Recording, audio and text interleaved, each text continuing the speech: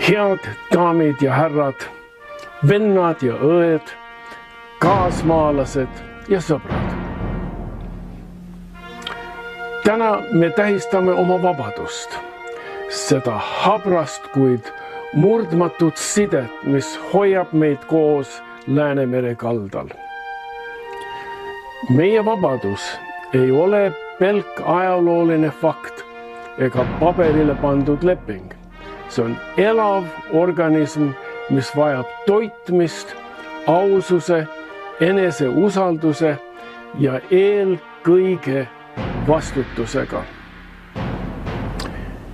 Iseseisvus tähendab õigust ise otsustada, kuid veelgi enam tähendab see kohustust oma otsuste eest vastutada. Me elame ajastul, kus välised olud testivad meie ühtsust, kuid täna peame me ausalt otsa vaatama ka sellele, mis murendab meid seestpoolt. Meie riigi tugevus ei peitu relvastuses või liitlassuhetest, vaid meie moraalses selgroos.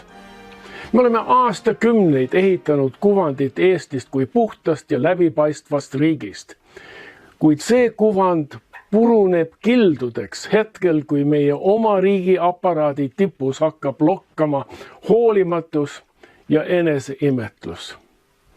Me ei saa nõuda Ukrainalt või teistelt liitlastelt vankumatut korruptsiooni vastast võitlust, kui me ise laseme oma riigi aparaadil muutuda onupoja poliitika ja luksusjanu kantsiks.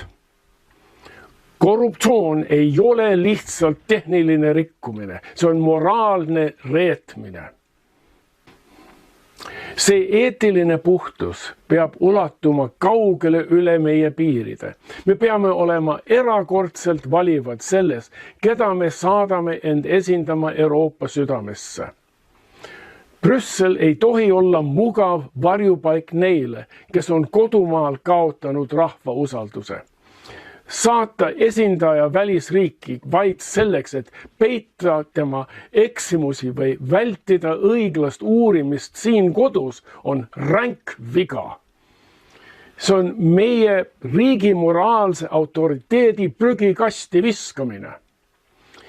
Iga kord, kui mõni meie tippdiplomaat jääb vahele korruptsiooniga, ei määrdu mitte ainult tema nimi, vaid kogu Eesti lipp.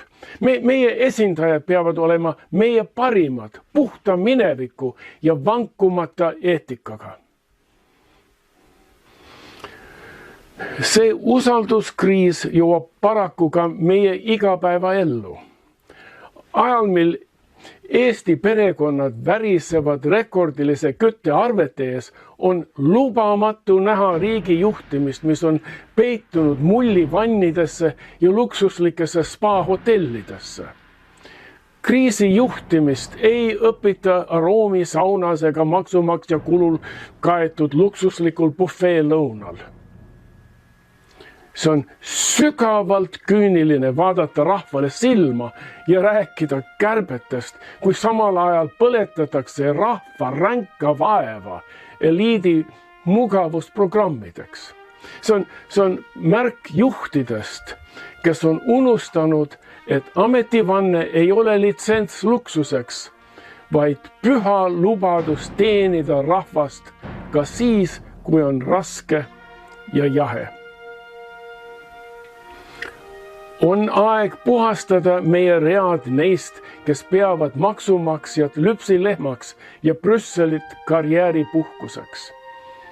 Meie au ja väärikus maailmas algavad sealt, kus lõpeb eneseimetlus ja algab tõeline teenimine.